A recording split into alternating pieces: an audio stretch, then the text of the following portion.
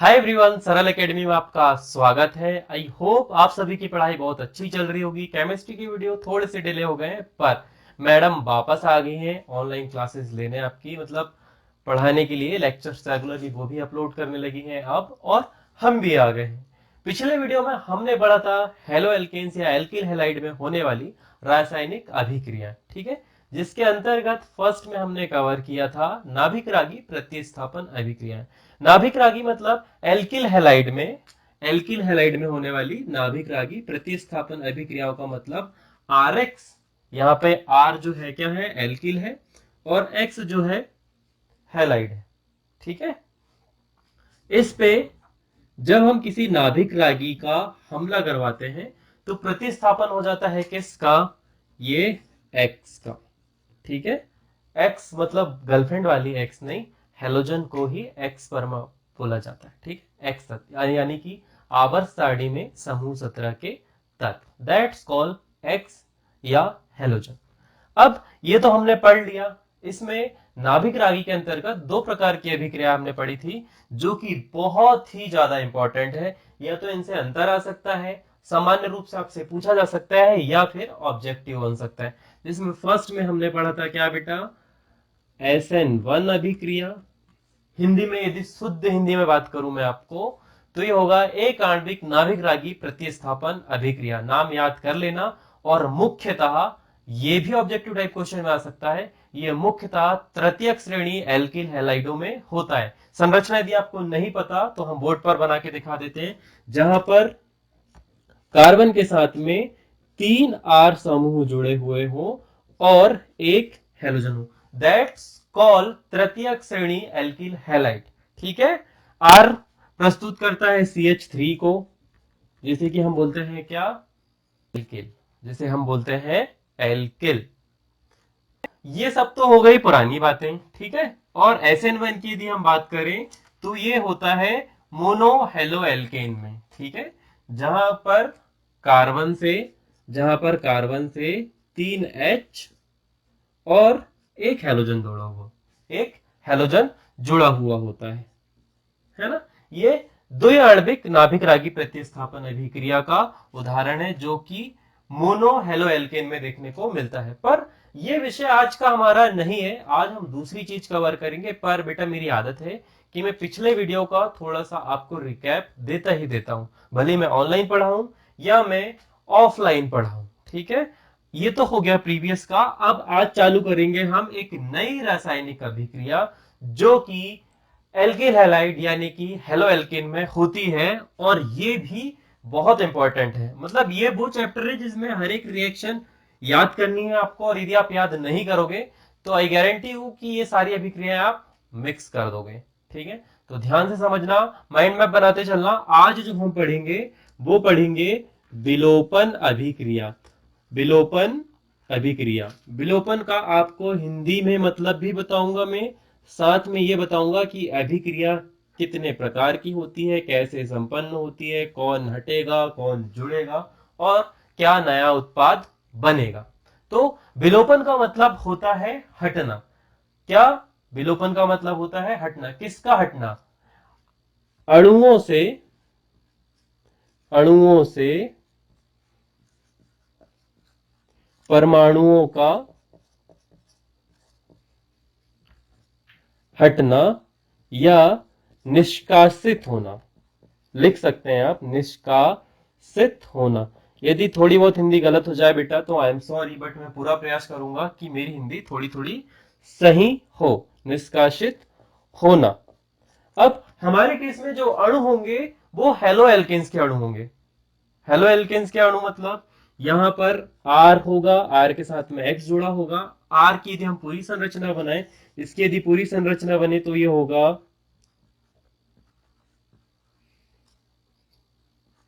ठीक है। इसमें से किसी ना किसी अणु का विलोपन होगा, पर यहां पर विलोपन हम नहीं कर सकते। यहां पर हमें एक और चीज चाहिए, ये संरचना होगी बड़ी, यहां पर संरचना होगी थोड़ी सी बड़ी, जिसे आप बोलेंगे एथेन, ठीक है। अब इसमें विलोपन अभिक्रिया कैसे होगी, यहां पर कौन कौन से परमाणु विलोपित होगी? ध्यान रहे, अणुओं से परमाणुओं का निष्कासन या हटना ही होता है विलोपन। आगे हम कवर करेंगे कि कैसे हटेगा और क्या नया उत्पाद बनेगा। ठीक है, सबसे पहले विलोपन अभिक्रिया के अंतर्गत हम पढ़ेंगे बीटा विलोपन अभिक्रिया। वैसे ही विलोपन अभिक्रिया को बीटा भी विलोपन अभिक्रिया भी कहा जाता है, पर मैं चाहता हूं कि आपको थोड़ा डीप डाउन डिटेल में पढ़ा जाए। तो सबसे पहले विलोपन अभिक्रिया के अंतर्गत हम पढ़ेंगे बीटा विलोपन अभिक्रिया। ठीक है, बीटा विलोपन अभिक्रिया फर्स्ट में रहेगा और इसी के अंदर हम एक और चीज पढ़ेंगे। सबसे पहले आपको ये पता होना चाहिए कि बीटा मतलब क्या। हमारी एक संरचना है, हमारी एक संरचना है जिसमें हम संरचना उठाते हैं किसकी, ब्रोमो एथेन की। ठीक है, ब्रोमो एथेन, यहां पर H होगा, यहां Br होगा, यहां पर H होगा, यहां पर भी H होगा, यहां पर भी H होगा। ठीक है, अब इस संरचना में आपको याद करना है कि कौन सा कार्बन बीटा कार्बन है और कौन सा कार्बन अल्फा कार्बन है। चूंकि विलोपन अभिक्रिया में नाम सबसे पहले आया है बीटा का, तो यहां पर बीटा कार्बन से हाइड्रोजन और अल्फा कार्बन, अब अल्फा कार्बन ये जिससे क्रियाकारक समूह जुड़ा होता है, that's called alpha, that's called alpha carbon. आपको एक बात बता दूं कि आपको कार्बन आइडेंटिफाई कैसे करना है कि कौन सा अल्फा है और कौन सा बीटा। ध्यान से सुनिएगा बेटा और समझिएगा। यहां पर सिंपल परिभाषा है उसकी कि जिस भी कार्बन के साथ में कोई क्रियात्मक समूह जुड़ा हुआ होता है उसे ही कहा जाता है अल्फा कार्बन। ठीक है, यहां पर क्रियात्मक समूह है हमारा X यानी कि हेलोजन, दूसरा हो सकता है OH यानी कि हाइड्रोक्सिल ग्रुप, और तीसरा हो सकता है NH3 यानी कि एमीन। ऐसे बहुत सारे होते हैं जो कि कार्बन से सीधे जुड़े होते हैं, उन्हें ही हम बोलते हैं क्या, उन्हें तो हम अलग अलग यौगिक या तत्व बोलते हैं, पर जिस कार्बन से ये जुड़ा हुआ होता है उस कार्बन को बोला जाता है क्या, यहां पर ब्लू पेन का यूज करना चाहिए, उसे हम बोलते हैं क्या, अल्फा कार्बन। और अल्फा कार्बन के जस्ट बाजू वाला कार्बन होता है बीटा कार्बन। ठीक है, तो यहां पर जो विलोपन होगा वो होगा बीटा कार्बन से। बीटा कार्बन से विलोपन किसका होगा बेटा, हाइड्रोजन का विलोपन होगा। ठीक है, और अल्फा कार्बन से किसका विलोपन होगा, क्रियात्मक समूह का। वो क्या है हमारे केस में, हेलोजन। ठीक है, अब हम बात करते हैं इसकी थ्योरी की। मैं प्रीवियस सारे वीडियो में बोलता था, पर आज से मैं नई चीज स्टार्ट करूंगा कि मैं थ्योरी बोर्ड पर लिखूंगा ताकि आपको हेल्प हो। ठीक है, आप मेरे साथ साथ लिखिएगा और नोट्स भी बनाइएगा। तो आप लिखेंगे जब बीटा कार्बन से हाइड्रोजन परमाणु और अल्फा कार्बन से हेलोजन, हेलोजन की जगह आप एक्स का भी प्रयोग कर सकते हैं। जिसकी है तो वो एक्स नहीं होगी, वो गर्लफ्रेंड ही होगी। जिसकी चली गई है वो एक्स लिख सकता है, बाकी जिसकी है वो हेलोजन ही लिखे। ठीक है, थोड़ा कॉमेडी भी करते हैं, बहुत सीरियस हो जाती है क्लास। तो जब बीटा कार्बन से H परमाणु और अल्फा कार्बन से हेलोजन परमाणु का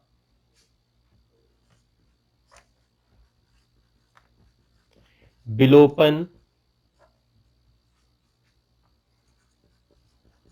होता है, विलोपन की जगह आप निष्कासन भी लिख सकते हैं या हटना भी लिख सकते हैं। ठीक है, होता है, उसे ही विलोपन विलोपन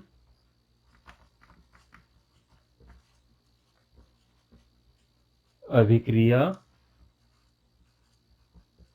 कहते हैं। ठीक है, अब हम उदाहरण देखते हैं। मैंने आपको बता दिया कि कैसे समीकरण होते हैं और कैसे आपको आइडेंटिफाई करना है कि कौन सा अल्फा कार्बन है, कौन सा बीटा कार्बन। यहाँ पर हमने ब्रोमोएथेन की संरचना लिया था, अब हम थोड़ी बड़ी संरचना लेंगे, हम लेंगे पेंटेन की संरचना। ठीक है, पेंटेन मतलब 5 carbon, first, second, third, fourth, fifth. ठीक है, यहां पर रहेगा H3, यहां पर रहेगा H2, ये दोनों जुड़े रहेंगे। इससे हम एक चीज और जोड़ देते हैं, क्या, Br। यहां पर भी CH2 रहेगा, यहां पर भी CH2 रहेगा, और यहां पर रहेगा CH3। ठीक है, यहां पर हम ध्यान दें तो क्रियात्मक समूह किससे जुड़ा हुआ है, मैं पेन चेंज करूं, यहां पर क्रियात्मक समूह हेलोजन जुड़ा हुआ है किससे, दूसरे कार्बन से। सॉरी बेटा, यहाँ पर सिर्फ CH आएगा। ठीक है, CH2 हो जाता तो वो लास्ट में होता। ठीक है, आई एम सॉरी। यहाँ पर हम पेंटेन की संरचना समझते हैं, जिसमें क्रियात्मक समूह कौन से कार्बन से जुड़ा है, दूसरे कार्बन से। तो ये वाला जो कार्बन है ये होगा अल्फा कार्बन, इसके बाजू वाला होगा बीटा कार्बन, और इसके बाजू वाला भी होगा बीटा कार्बन। इसके बाद में फिर से वही श्रृंखला चलते रहेगी। तो यहां पर आप ध्यान से देखेंगे कि विलोपन होने की 2 जगह है, बीटा कार्बन की 2 जगह जहां से विलोपन होगा, सॉरी, और अल्फा कार्बन से सिर्फ एक हेलोजन परमाणु का विलोपन होगा। पर यहां पर सबसे पहले हम बहुत ही सिंपल एंड स्वीट एग्जांपल लेंगे, क्योंकि ये हम दूसरे वाले उस पे कवर करेंगे। हम उदाहरण लेते हैं यहां पर अभी सिंपल एथेन का, जो कि कुछ इस प्रकार की संरचना होगी, CH2, CH2 और CH2, इससे जुड़ा हुआ है CH3, CH2, इससे जुड़ा हुआ है Br। ठीक है, इसकी अभिक्रिया हम कराएंगे पोटेशियम हाइड्रोक्साइड से, मतलब किससे, इसकी अभिक्रिया होगी KOH से, और इसे क्या करना पड़ेगा, अल्कोहली विलयन के साथ में गर्म करना पड़ेगा। ठीक है, गर्म करेंगे तो यहां पर विलोपन होगा, और विलोपन से हमें प्राप्त होगा क्या, एक नया उत्पाद। तो सबसे पहले ये जो K है ये इस कार्बन पे हमला करेगा और विलोपित करेगा किसे, Br को। तो K विलोपित कर रहा है किसे, हेलोजन को, यानी कि Br को। तो ये दोनों साथ में बाहर आएंगे, क्योंकि K जो है वो प्लस आयन को प्रेजेंट करता है, और Br जो होता है वो माइनस के साथ में होता है। तो हमेशा प्लस माइनस आपस में जोड़ेंगे और एक नया यौगिक बनेगा, जो कि होगा KBr। ठीक है, अब जब इससे चला गया तो आप सभी को पता है कि इसका एक इलेक्ट्रॉन फ्री हो गया। क्या हो गया, कार्बन का एक इलेक्ट्रॉन फ्री हो गया। सिमिलरली जब ये अल्फा कार्बन था तो ये बीटा कार्बन होगा। अब बाकी का बचा जो OH है वो इस बीटा कार्बन के एक हाइड्रोजन को विलोपित कर देगा। विलोपित कर देगा को आप प्रतिस्थापित भी कर देगा, और यहां पर जो हमारा सेकंड उत्पाद बनेगा वो बनेगा H2O, जो कि यहां पर एक H पहले से है, एक यहां से विलोपित होगा, तो एक H और एक H हो गए 2H, और साथ में वो था तो क्या बना, H2O। अब इसका भी एक इलेक्ट्रॉन फ्री था, इस वाले कार्बन का भी एक इलेक्ट्रॉन फ्री हो गया, और इसका भी एक फ्री हो गया। अब आपको पता है कि दो कार्बन के एक एक इलेक्ट्रॉन फ्री है, तो जब एक एक कार्बन फ्री है और उनके पास में और कोई नया परमाणु नहीं है क्रिया करने के लिए, तो ये आपस में क्या करेंगे, साझेदारी करेंगे और एक नया यौगिक बना लेंगे। यहां पर ये हेलो एल्केन थे, और अब यहां पर जो उत्पाद बनेगा वो बनेगा CH2, 3 लिख रहे हैं हम गलती से, CH2 डबल बॉन्ड CH2। ठीक है, और ये था हेलो एल्केन, और ये बन गया एल्कीन। ठीक है, तो यहां पर हमने इस संरचना में क्या करा, बी हाइड्रोजनन कहा। हमने इस अभिक्रिया में क्या करा, बी हाइड्रोजनन कहा। आपको ऑब्जेक्टिव में पूछा जा सकता है कि वह अभिक्रिया बताइए जिसमें हेलो एल्केन से एल्कीन का निर्माण होता है, और उस अभिक्रिया को क्या कहते हैं, या उस प्रोसेस को क्या कहते हैं। तो आप लिख सकते हैं बी हाइड्रोजनन। अभी आया था रिसेंटली तिमाही एग्जाम में 12th के बच्चों को। ठीक है, तो आप ये लिख सकते हैं। ये तो हो गया बड़ा ही सिंपल उदाहरण, जिसे कि आप कह सकते हैं बीटा विलोपन अभिक्रिया। और ये संरचना काफी स्वीट एंड सिंपल थी, जहां पर संरचना में सिर्फ एक हेलो एल्केन के साथ में सिर्फ एक छोटी सी संरचना के साथ में हेलोजन परमाणु जुड़ा था, बट जब क्या होगी, बहुत बड़ी संरचना हो, कार्बन की संख्या बढ़ जाए। मैं बात कर रहा हूं यहां पर propane, sorry, bromopropane, bromo butane, bromo pentane, ये संरचना जैसे आगे बढ़ती चली जाएगी, मतलब कार्बन की संख्या बढ़ती जाए, तो तब क्या होगा, वेरी इंपॉर्टेंट, विलोपन अभिक्रिया के अंतर्गत ही आता है सैडजेफ नियम। सैडजेफ नियम, सैडजेफ नियम के बारे में आपको एक बात बताना चाहूंगा बेटा। सैडजेफ नियम मार्कोनिकॉफ रूल के जस्ट विपरीत एक नियम है। यदि आपको मार्कोनिकॉफ रूल नहीं पता, तो जो लेक्चर मैंने आपको बताया था जिसमें हमने बात करी थी हेलो एल्किन का विरचन, यानी कि हेलो एल्किन के निर्माण की विधियां, उसमें जब हाइड्रोकार्बन वाला पार्ट चल रहा था, मतलब फर्स्ट लेक्चर, और उसमें हमने अभिक्रिया कराई थी किसके साथ, एल्किनो के साथ। एल्किनो मतलब संरचना में एक डबल बॉन्ड होगा, तो हेलोजन परमाणु या हेलोजन हैलाइड वहां पर आक्रमण करेगा जहां पर डबल बॉन्ड हो, या वहां पर जुड़ना पसंद करेगा जहां पर डबल बॉन्ड हो। चलिए पहले सैडजेफ नियम से पहले आपको थोड़ा सा मार्कोनिकॉफ रूल बता दिया जाए। मान लीजिए एक संरचना है CH3 dash CH double bond CH2, ठीक है, बॉन्ड कंप्लीट हो गया यहां पे। अब जब हम इसकी अभिक्रिया हेलोजन हैलाइड से कराएंगे, तो यहां पर मार्कोनिकॉफ रूल के अनुसार एक से अधिक उत्पाद बनने की संभावनाएं है। ठीक है, अब कैसे, वो ऐसे बेटा कि सबसे पहले अभिक्रिया में हेलोजन परमाणु जुड़ना पसंद करेगा जहां पर हाइड्रोजन परमाणु की संख्या सबसे कम हो। तो जोड़ते हैं CH3 डैश CH, और यहां पर जुड़ गया X। इसके बाद में CH2 था, एक H ये वाला यहां पर जुड़ेगा, तो ये जुड़ गया कहां पर, CH2 था, CH3 हो गया। अब इसके बाद में हम जरूरी थोड़ा ना अभिक्रिया में एक ही परमाणु लें, पूरी की पूरी उसमें बहुत सारे अणु होंगे, तो उसके साथ में एक और उत्पाद बनने की संभावना है, जो कि ये होगा कि हेलोजन परमाणु इस वाले कार्बन से ना जुड़कर इस वाले कार्बन से भी तो जुड़ सकता है, संभावनाएं है। तो क्योंकि अणुओं में इस अभिक्रिया में परमाणु की रेस लगी होती है, वो जिससे भी जुड़ना चाहे जुड़ जाए और एक नया उत्पाद बनने की संभावना होती है। ये एनसीईआरटी की बुक में ही SN1 SN2 रिएक्शन के नीचे ब्रैकेट में लिखा हुआ है, यदि आप चाहें तो पढ़ सकते हैं। यहां पर जब ये हेलोजन परमाणु इस कार्बन के बजाय इस कार्बन से जुड़ जाए, तो एक और नए उत्पाद का जन्म होता है। तो जब हेलोजन परमाणु इससे जुड़ेगा, तो ऑब्वियसली ये हाइड्रोजन इस वाले से जुड़ेगा, तो यहां पर हो जाएगा CH2, और ये वाली संरचना में एक उत्पाद का निर्माण ये भी हो सकता है। तो ये था मार्कोनिकॉफ रूल, और इसके जस्ट विपरीत होगा सैडजेफ नियम। सैडजेफ नियम के अनुसार कि कार्बन की संख्या जब कार्बन की संख्या असीमित हो या फिर 2 से ज्यादा हो, तो यहां पर उत्पाद बनने की संभावनाएं भी ज्यादा होगी।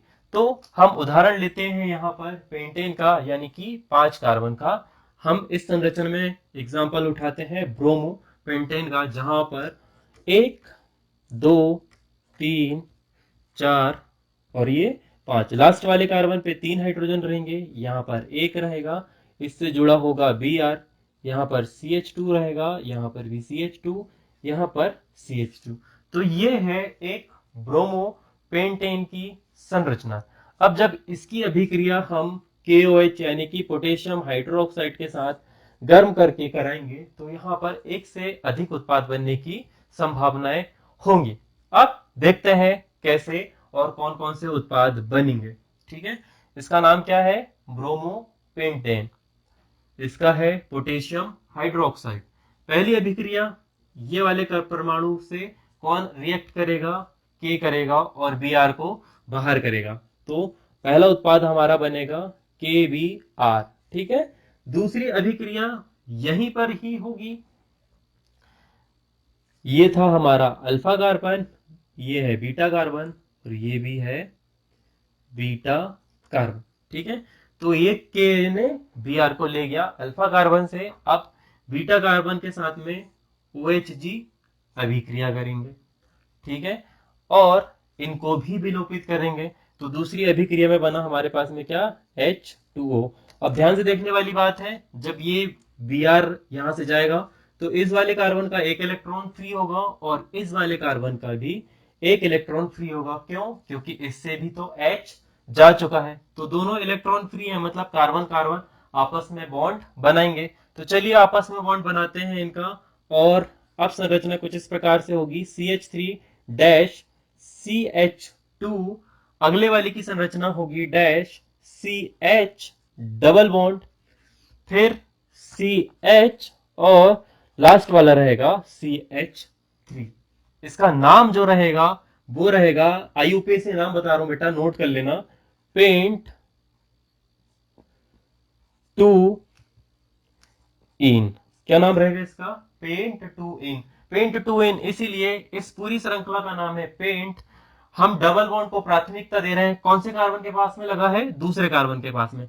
ये है फर्स्ट कार्बन, ये है सेकंड कार्बन। इफ ये यहां पर लगा होता तभी भी ये दूसरे कार्बन के साथ ही होता। हम प्राथमिकता उस कार्बन को देते हैं जिसके नजदीक में डबल बॉन्ड हो।